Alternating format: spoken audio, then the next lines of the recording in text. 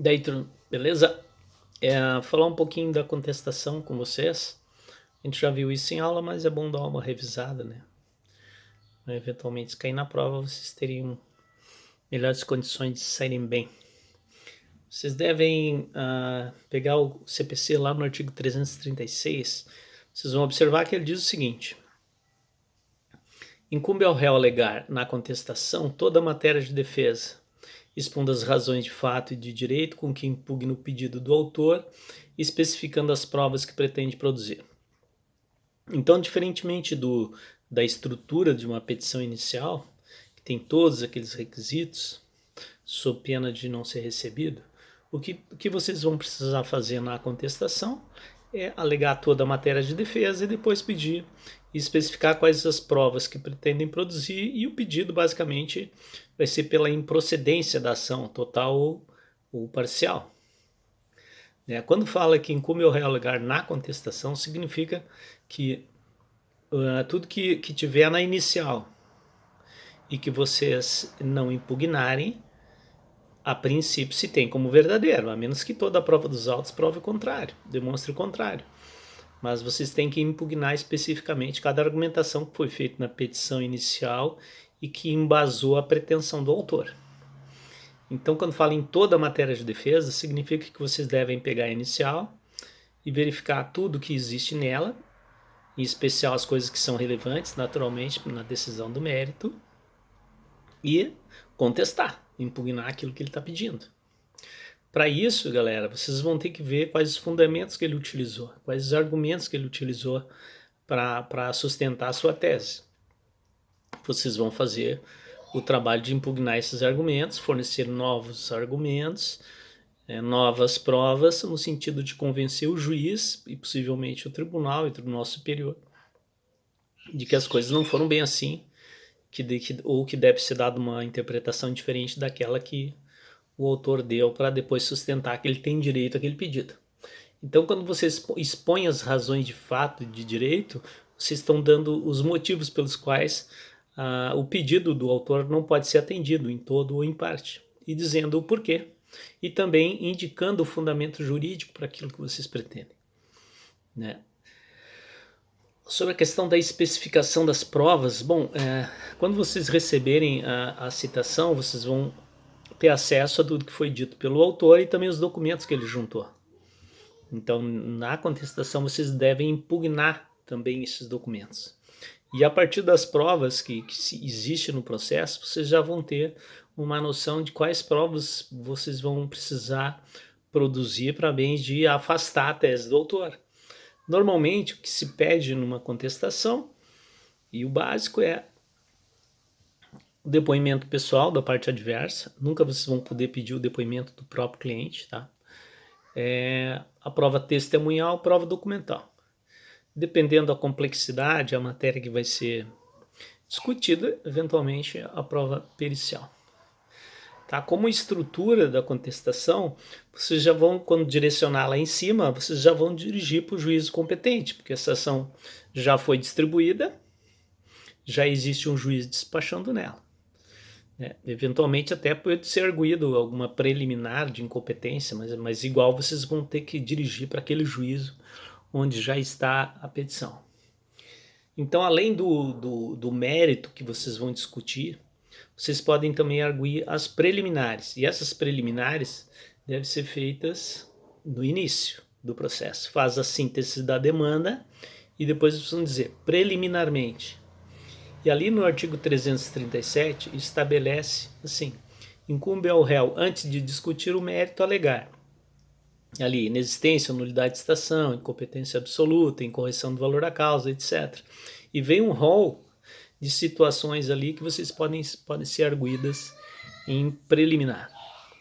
Então, se cair uma inicial, é muito provável que uma dessas preliminares sejam colocadas no caso para que vocês arguam, e isso é feito então síntese da demanda preliminar.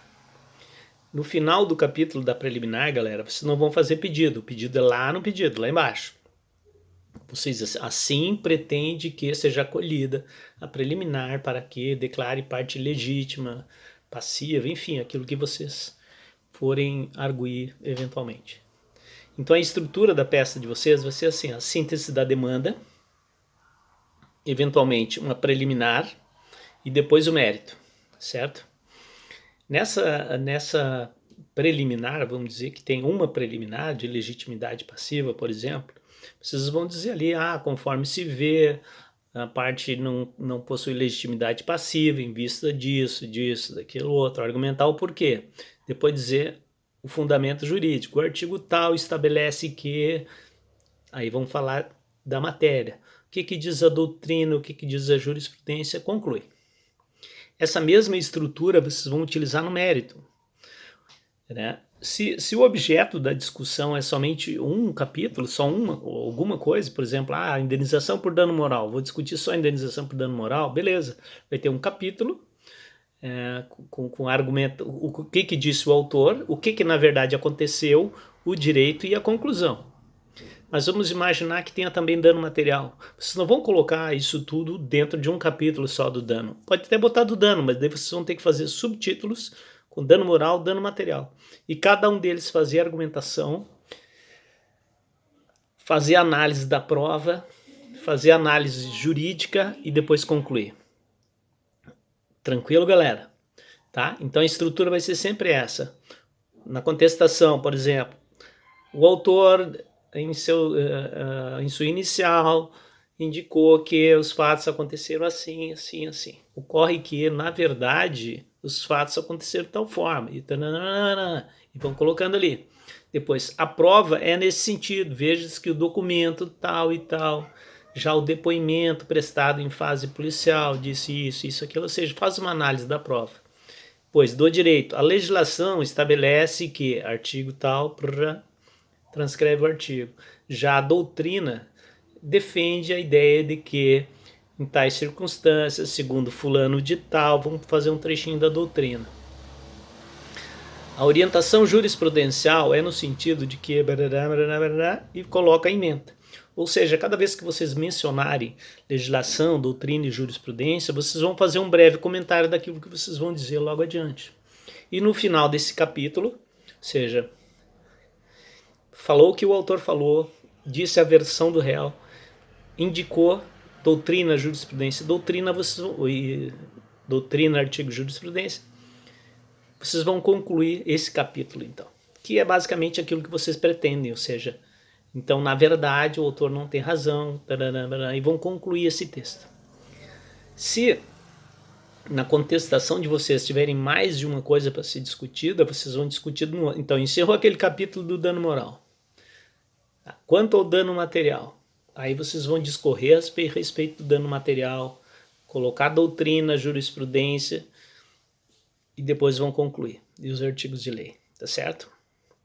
E assim gradativamente, ou seja, para cada pedido, vamos dizer, que tem lá na inicial, naturalmente o autor buscou fundamentação para depois fazer esse pedido.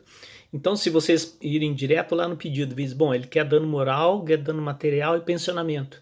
Então, eu tenho que fazer um capítulo sobre o dano moral, dano material e o pensionamento. E aí, meta bala na argumentação, na fundamentação jurídica e na conclusão. Certo, galera? Entenderam?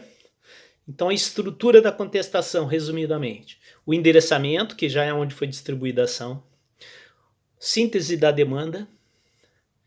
Preliminares, se tiver. Mérito, se tiver. E nesse mérito, vocês vão dividir em capítulos de quantos forem a pretensão do autor nesta ação. Tá ok? Beleza? Se tiverem alguma dúvida, meu povo, tem a sala de interação lá, que vocês podem colocar ali as dúvidas e a gente discute. Tá beleza? Boa sorte lá. Eu pretendo publicar